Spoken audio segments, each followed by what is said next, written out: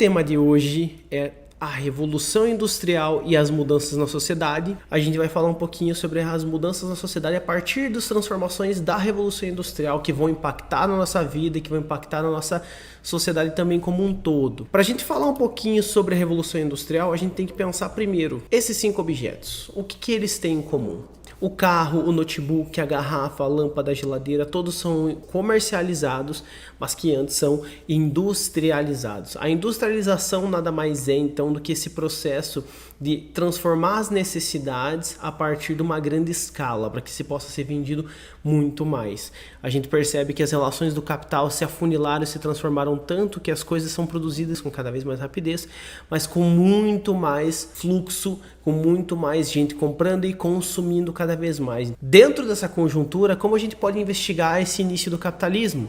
O capitalismo nada mais é do que a transição desse artesanato para essa maquinofatura, ou seja, ele vai vir de uma relação muito mais atrelada a uma produção manual e a outra uma relação muito mais com a utilização das máquinas. Duas diferenças básicas entre essas duas imagens que vocês estão vendo aqui. O artesanato, ele vai ter uma relação em que cada indivíduo que faz parte desse processo, seja ele numa pequena manufatura ou numa pequena empresa artesanal, todos vão saber como todo o processo funciona, do início ao fim. Eles vão dominar esse processo, eles vão desenvolver esse processo. Aí depois a gente vai ter então esse processo de maquinofatura, onde o trabalhador ele vai se transformar em um indivíduo que não tem relação direta com o processo todo, mas sim com uma especialização dentro. Aí a gente fala das linhas de produção, onde esse trabalhador acaba sendo parte desse processo industrial. O artesanato não acabou, ele não desapareceu, mas a relação dele era muito mais comum antes do desenvolvimento das fábricas, antes do surgimento das máquinas. Então, para a gente citar, para a gente caracterizar artesanato e maquinofatura, né? O que é essa relação anterior às máquinas e o que é essa relação posterior às máquinas.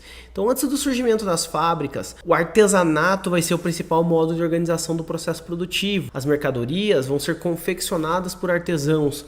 Eles vão dominar todas as fases do processo de produção. Compravam matéria-prima, fabricavam o produto e vendiam. Até hoje, se você pegar um artesanato ou alguém que produz artesanato, normalmente ela produz, ela compra a matéria-prima, ela produz e ela mesmo vende. Isso é uma relação muito anterior ao capitalismo, mas que permanece ainda nas estruturas da nossa sociedade. Só que, é claro, o que detém o capital, o que detém o domínio econômico está atrelado à maquinofatura. Então, aqui você sabe que esse artesão, esse indivíduo que produz alguma coisa manualmente, ele tem o domínio completo do processo de produção. Eles tinham autonomia para determinar o tempo e ritmo de trabalho. Você não sabe, por exemplo, quando você vai lá uma costureira, quando você vai encomendar, mandar arrumar o seu sapato, mandar arrumar alguma coisa ali que uma pessoa que trabalha manualmente, ela não vai dizer, ó, daqui uma semana tá pronto, daqui 2 semanas, né, vai fazer uma roupa, alguma coisa assim. Então, esse indivíduo ele tem um prazo de trabalho, ele determina o ritmo do trabalho dele. Uma organização muito mais autônoma, individual, enquanto que na maquinofatura a gente tem essa transição aí do modo muito mais manual para um modo muito mais atrelado ao relógio. Então o uso do relógio, do horário que a gente tem até hoje, começou com a maquinofatura. Nesse tipo de organização do trabalho, dezenas ou centenas de pessoas vão ficar concentradas em um só espaço e vão trabalhar todos os dias durante um número determinado de horas. Então a gente sempre tem a carga horária de trabalho. Você que vai para a escola, né? Você quando vai para a escola, você não tem um horário ali que começa a aula, que termina a aula. Nós aqui, professores, temos o horário que a gente começa a trabalhar e o horário que a gente termina a trabalhar aqui durante todo o dia. Os pais de vocês, os avós de vocês, depende com quem vocês moram, também entram nesse processo. Então, todo mundo se regula a partir do horário. A gente tem horário para almoçar, tem horário para tomar café, horário para... né? É difícil a gente não se regular, a gente sempre está preocupado com a hora do relógio. E essa relação começou justamente com esse regramento do capitalismo, esse regramento da Revolução Industrial. Ela vai nos colocar, a partir desse momento, reféns do relógio também.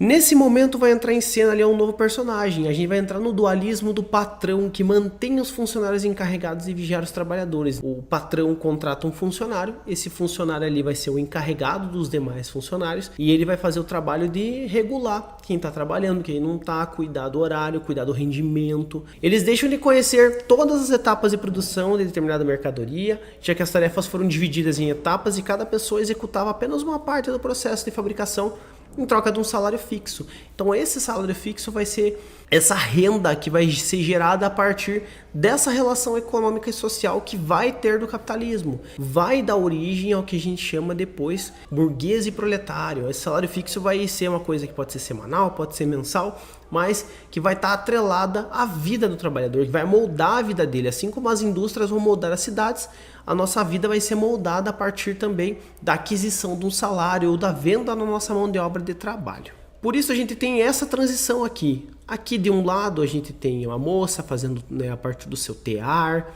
né, trabalhando aqui, produzindo fio, e aqui o tear mecânico, que já dá muito mais rendimento para o trabalho. Veja, a gente tem uma diferença muito clara de quem produz o fio para quem, né, vai usar uma máquina depois para fazer esse mesmo trabalho. Isso aqui vai agilizar a produção, vai torná-la muito mais corrente e vai fazer com que cada pessoa possa desenvolver esse trabalho a partir de uma relação onde cada indivíduo tem a sua máquina num grande espaço e que possa fazer isso em uma escala muito maior para que alimente muito mais rápido essa indústria. Isso vai começar a agilizar o processo, que vai chegar na proporção do tempo é dinheiro, né? Aqui nessa imagem a gente vê duas coisas muito inovadoras que surgiram no século XIX, que é o barco a vapor e o trem. Ambos eles têm carvão, a combustão, como o mecanismo para movimentar ela. Por que o barco a vapor e o trem vão ser muito úteis nesse período?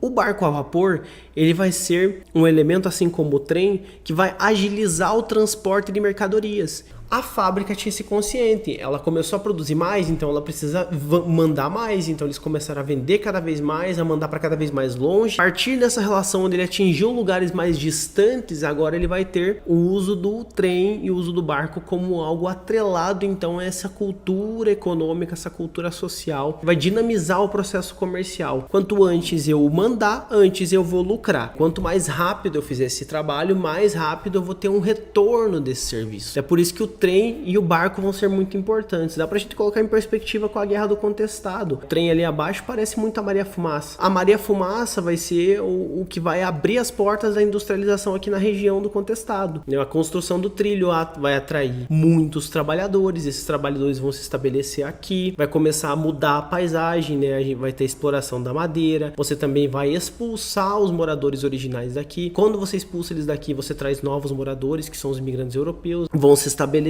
Você tem também a disputa de terras, então você vai ter uma modificação onde vai começar a se urbanizar essa região, vai começar a surgir várias cidades aqui, e isso vai atrelando, você vê como a indústria está impactando, a construção do trilho do trem impactou em toda a formação urbana da nossa região, estabelecendo novos latifúndios, novos grupos dominantes, né, novos donos do capital que vão começar a se estabelecer atrelados a um coronelismo, a uma ideia de domínio territorial e ideológico que vai manter uma certa hegemonia por aqui. É nessa relação, então, que a gente vê a burguesia e o proletariado surgindo. A burguesia, então, é essa classe dominante, a classe que é dona dos grandes conglomerados industriais, dona das grandes empresas e que contrata a mão de obra do proletariado. O proletariado só vai entender a partir do marxismo, a partir das teorias de Marx e Engels, que só coletivamente ele vai conseguir reivindicar algumas coisas, algumas demandas sociais que vão ter. A gente vê então um cenário duplo dentro das cidades que vem surgindo no século XIX. As diferenças entre burgueses e proletários podiam ser percebidas na vida cotidiana das cidades. As áreas ricas ficavam em geral mais próximas do centro e recebiam mais atenção dos governantes, já a população operária comprimia-se em bairros de ruas estreitas, mal iluminados e sujas, com muitos mendigos e desempregados. Perceba como que há um dualismo, uma dualidade muito grande entre o indivíduo que mora nas vilas operárias, que vai morar muito longe da cidade, e mais ao centro vai estar aquele cara que é o dono das empresas,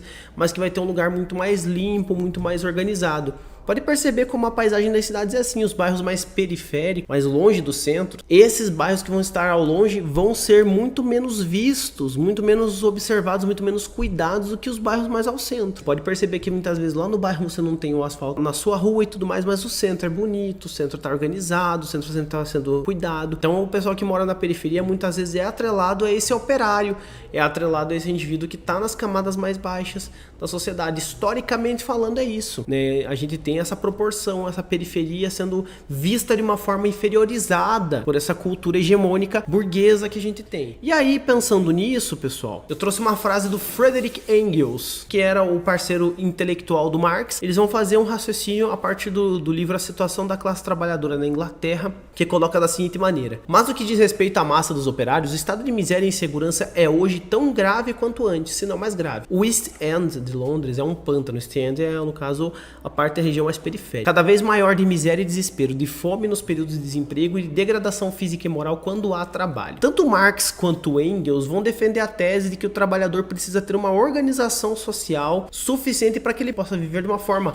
digna, de uma forma que ele possa aproveitar outros meios a partir do momento que ele é alienado, que ele é isolado, que ele só tem que sobreviver, só tem que trabalhar, ele não consegue aproveitar outras perspectivas de vida. E a vida dele fica em função somente do mundo do trabalho. E aí a gente tem, então, essa relação onde a expansão das indústrias modifica o cotidiano de trabalhadores, o tempo que para eles passou a ser regulado pelos horários de funcionamento das fábricas, nas áreas rurais, a medição do tempo está relacionada aos ciclos da natureza, às tarefas diárias do campo. Nas cidades, a disciplina passou a ser estabelecida pelo relógio. Os relógios já existem antes da Revolução Industrial. A necessidade de sincronizar o trabalho nas fábricas amplia seu uso de produção. Ocorre a necessidade de se disciplinar os horários dos almoços, de lanche, os horários de intervalo, os horários de acabar o trabalho. E além disso, é muito importante a gente ressaltar: a escola por si só, com a sua formação a partir de filas, por exemplo, ela tem uma origem lá na Revolução Industrial. Uma ideia de disciplinar os corpos, todo mundo sentar bonitinho nos lugares. Fiscais superiores vão garantir que os trabalhadores respeitem os horários. Há prêmios para os operários mais disciplinados e multa para os que descumprem as ordens. Isso até hoje acontece, né? E aí a gente tem uma relação do trabalho útil com o ganho de dinheiro. Vai nos trazer a proporção de que o trabalho precisa ser alguma coisa que eu preciso, não necessariamente que eu gosto. Eu preciso trabalhar, eu preciso ter aquilo, então eu vou trabalhar em qualquer coisa que eu precise e que minha necessidade alcance. Isso tira a perspectiva das pessoas, isso possibilita a continuidade dessa ideologia burguesa, isso vai fazer com que as pessoas acabem entendendo que essa ideologia tem um poder dominante e ela vai se tornar a norma. Tirar essa perspectiva do trabalhador, que ele não tem a possibilidade de evoluir socialmente, também faz parte desse projeto político de poder que envolve justamente compreender a sociedade capitalista hoje e entender como se desenhou esse conceito na nossa sociedade.